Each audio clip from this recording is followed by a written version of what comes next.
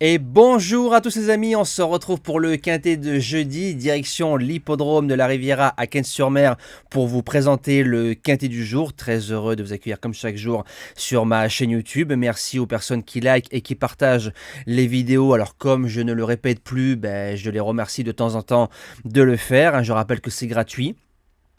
On revient sur la journée de lundi, donc on a bien fini dimanche, tiercé, écarté, quinté. On a presque très bien commencé le lundi, donc je vais vous donner tiercé et écarté dans la sélection du côté de Cannes-sur-Mer.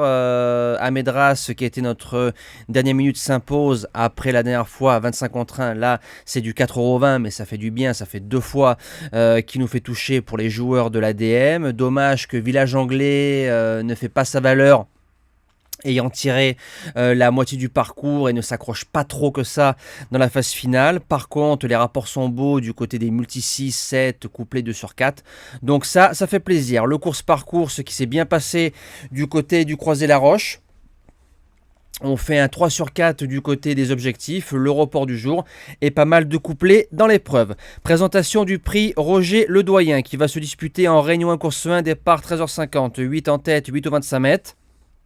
Parcours de tenue bien évidemment, et à mon avis ça va être compliqué de rendre 25 mètres dans cette épreuve, tout simplement parce que la plupart des plus riches, sauf Héberton qui est hors gain, vont courir dans 15 jours le quintet de clôture à Cannes-sur-Mer, le prix Romtor di Valle. Base gagnante, le numéro 4 Yes Weekend qu'on touche le 19 janvier aux courses par course gagnant du côté de Cannes-sur-Mer. Ça ressemble un peu à la candidature de Galbin Raja qui s'est imposé il y a quelques semaines du côté de Cannes-sur-Mer. Il peut aller devant. Alors c'est un trotteur parfois qui est un peu juste d'allure, donc c'est cocasse de s'adapter à la piste de Cannes-sur-Mer. Il peut marcher 13 sur le parcours, tu assures les 500 ou le premier kilomètre, tu prends la corde et tu peux le faire de bout en bout. La deuxième base, le numéro 7, Harley Gemma, jument qui arrive avec de la fraîcheur en cette fin de partie de meeting d'hiver de Cannes-sur-Mer. Le 11 février à Vincennes pour sa semi-rentrée, je pense qu'elle aurait fait l'arrivée sans sa faute. Elle va découvrir Cagnes, l'engagement est magnifique. J'ai envie de vous dire, elle ne doit pas sortir des 3. Pour les chances, on attaque avec le numéro 5, Offpont-Vautier. Trotteur qui reste ferré. Quant aux lignes Houston Tuileries, Here We Go et Hubble du Vivier, c'est quand même supérieur par rapport au lot de Cannes-sur-Mer si on enlève Yes We Can. David Beckert qui est à la drive, Fabrice Soulois, ça me rappelle il y a très longtemps une course dans le meeting d'été de clôture de Cannes-sur-Mer avec mon papa. On touchait Speed Delicious à 15 ou 17 € à Cannes-sur-Mer facilement. On avait gueulé toute la route. Les souvenirs toujours très agréables quand on touche au trot. Je pense qu'il va s'adapter à la piste de Cannes-sur-Mer. Attention, c'est dangereux. En quatrième position, le numéro 8, Fanjo Kobo. C'est la mire du côté de Paris-Vincennes. Derrière, l'engagement en or. Maxime Grasset qui prouve que c'est une excellente main. J'aime beaucoup dans ce lot-là. Bien drivé, c'est une belle chance pour les places. En cinquième position, le numéro 1, Ingrid Turgot. Ligne Yes We Can et Iron Mélois. Donc ça, c'est magnifique. La jument connaît parfaitement la piste de Cannes-sur-Mer. Nicolas Hench qui est redoutable dans les pelotons et un Nico Hench à 15 ou 20 € dans un quintet, c'est dangereux. En sixième position, le numéro 2, Instadam, qui vient de refaire deux valeurs et cette fois-ci, c'est du côté de Cannes-sur-Mer. Je pense qu'il a eu des combats durs dans sa jeunesse à Paris-Vincennes.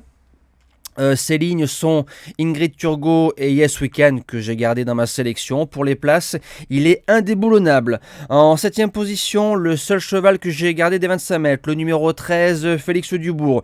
Je comptais me le garder en sous-marin pour le prix Romtor di Valle, mais le bougre a fait deuxième à 35 contre 1 de Galbin Raja. L'avantage qu'il a, même s'il rend 25 mètres, il a marché 1:13:1, ce qui est un excellent chrono. Départ en descendant, trotteur qui démarre très vite, assez véloce. Donc tu peux combler 10 ou 15 mètres et en suçant les roues, c'est impossible 4e ou 5e dans cette épreuve. Et je termine avec le numéro 3, El Paso d'Ocagne. C'est un peu la note cinquième d'une course trop loin le jour où je vous proposais GG Baroque à 7 contre 1 aux objectifs, pendant que toute la France avait joué à Pigeot de Ligny à 1,40 €. On s'était gavé ce jour-là, j'étais sur place avec mon petit frère. Maintenant, à 10 ans, à ce niveau-là, faut raser les murs. C'est plus un cinquième possible dans cette épreuve. Moi, je vous dis à demain pour le quintet en nocturne du côté de Paris-Vincennes. Il nous reste 2 quintets avant la fin du meeting d'hiver. Passez une excellente soirée et bon quintet à tous.